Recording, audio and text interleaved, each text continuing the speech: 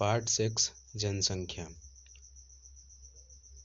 भारत में जनसंख्या के असमान वितरण का क्या कारण है? भारत में जनसंख्या के असमान वितरण के निम्नलिखित कारण हैं। स्थलाकृति, जलवायु, आधारभूत सुविधाएं जैसे शिक्षा, स्वास्थ्य, विद्युत आदि की कमी आदि में विविधता, रोजगार के अवसर। सारणी 6.1 से पता चलता है कि वृद्धि दर में कमी के बावजूद प्रत्येक दशक लोगों की संख्या में नियमित रूप से वृद्धि हो रही है। ऐसा क्यों? सुविधाओं के विकास ने लोगों को आरामदायक जीवन प्रदान किया है तथा अच्छी स्वास्थ्य सुविधाओं के कारण मृत्यु दर लगातार घटा है। यही कारण है कि वृद्धि दर में कमी के बावजूद प्रत्येक दशक लोगों की संख्या में नियमित रूप से वृद्धि हो रही है। इस प्रकार की विभिन्नताएं लिंग अनुपात का क्या कारण हो सकता है? इन विभिन्नताओं के निम्नलिखित कारण हैं। सामाजिक संरचना। भारतीय समाज पुरुष प्रधान है समाज है। भारत में अभी भी लड़कों की इच्छा रखते हैं, जिसके कारण स्त्री भ्रूण हत्या व्याप्त है। दहेज प्रथा के कारण लड़कियों को बोझ समझा जाता है। अशिक्षा। भारत में शिक्षा का स्तर बहुत निम्न है। यहाँ उचित शिक्षा का अभाव है और लड़के तथा लड़कियों की शिक्षा में भेदभाव किया जाता है। केरल में लोग अच्छी तरह से शिक्षित हैं। यहाँ मातृत्व शतात्मक समाज के नियमों का पालन किया जाता है। केरल में प्रति 1000 पुरुषों पर महिलाओं की संख्या 1058 है। अभ्यास।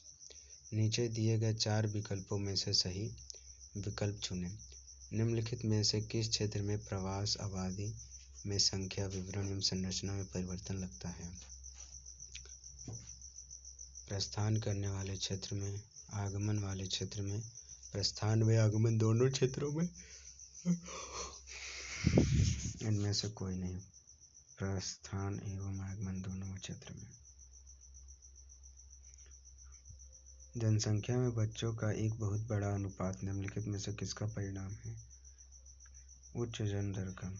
निम्नलिखित में से कौन सा एक जनसंख्या वृद्धि दर का परिमाण दर्शाता है? एक क्षेत्र की कुल जनसंख्या।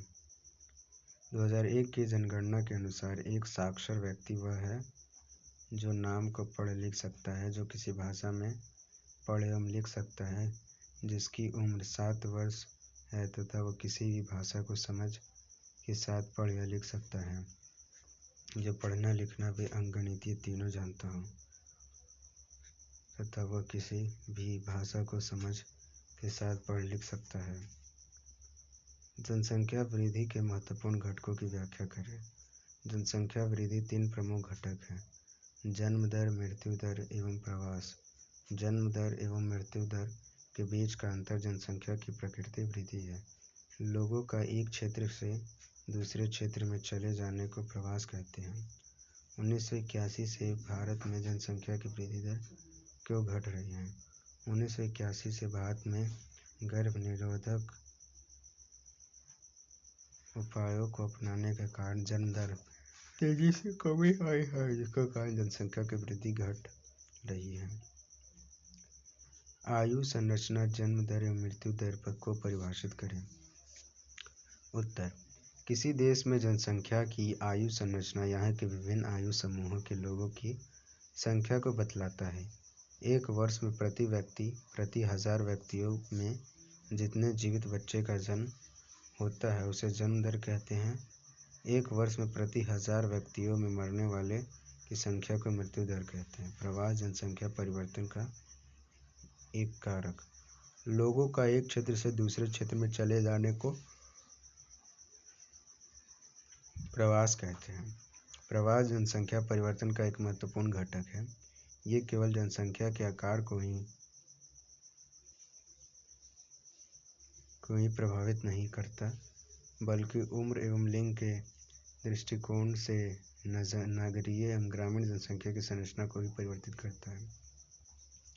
जनसंख्या वृद्धि एवं जनसंख्या परिवर्तन के बीच अंतर स्पष्ट करें। जनसंख्या वृद्धि, इसका अर्थ होता है कि किसी विशेष समय अंतराल में किसी देश राज्य के निवासियों की संख्या में परिवर्तन, वृद्धि। जनसंख्या वृद्धि को प्रभावित करने वाले प्रमुख घटक है जनसंख्या में प्राकृतिक वृद्धि तथा प्रवास। अब दूसरा स्लाइड, जनसंख्या परिवर्तन। यह किसी विशेष समयावधि के दौरान वितरण, संरचना और आबादी के आकार में परिवर्तन को दर्शाता है।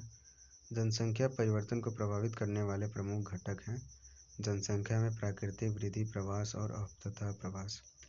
व्यावसायिक संरचना और विकास के बीच क्या संबंध है? किसी भी देश का विकास उसके आबादी की व्यावसायिक संरचना से संबंधित है। विकासशील देशों में प्राथमिक क्रियाकलाप कृषि, पशुपालन, वानिकी तथा मछली पालन में कार्यरत लोगों का अनुपात अधिक होता है, जबकि विकसित देशों में द्वितीय एवं तृतीय क्रियाकलाप उद्योग, भवन एवं निर्माण कार्य तथा परिवहन, संचार, वाणिज्य, प्रशासन तथा सेवाएं में कार्य करने वाले लोगों की संख्या का अनुपात अधिक होता है। स्वस्थ जनसंख्या कैसे लाभकारी है? स्वस्थ जनसंख्या के निम्नलिखित लाभ हैं। एक अस्वस्थ व्यक्ति की तुलना में एक स्वस्थ व्यक्ति बहुत अधिक कुशल और उत्पादक होता है। एक स्वस्थ व्यक्ति अपनी क्षमता पहचानने के काबिल होता है तथा सामाजिक और राष्ट्रीय विकास में महत्वपूर्ण भूमिका निभाता है। स्वस्थ कर्मचारियों की उपस्थिति कम होती है। राष्ट्रीय जनसंख्या नीति की मुख्य विशेषताएं क्या हैं? राष्ट्रीय जनसंख्या नीति की मुख्य विशेषताएं निम्नलिखित हैं। 14 वर्ष से कम आयु के बच्चों को निःशुल्क शिक्षा प्रदान करना। शिशु मृत्यु दर को प्रति 1000 में 30 से कम करना। व्यापक स्तर पर टीकारोधी बीमारियों से बच्चों को टीका का छुटकारा दिलाना। लड़कियों की शादी की उम्र को बढ़ाने के लिए प्रोत्साहित करना। परिवार नियोजन को एक जन केंद्रित कार्यक्रम बनाना। देर से विवाह और देर से संतान उत्पत्ति को प्रोत्साहित करना। किशोर किशोरियों को असुरक्षित यौन संबंध के कुप्रभाव के बारे में शिक्षित करना। गर्भ निरोधक सेवाओं को पहुंच और खरीद के भीतर बनाना। खाद्य संपूरक और पौष्टिक सेवाएं उपलब्ध कराना।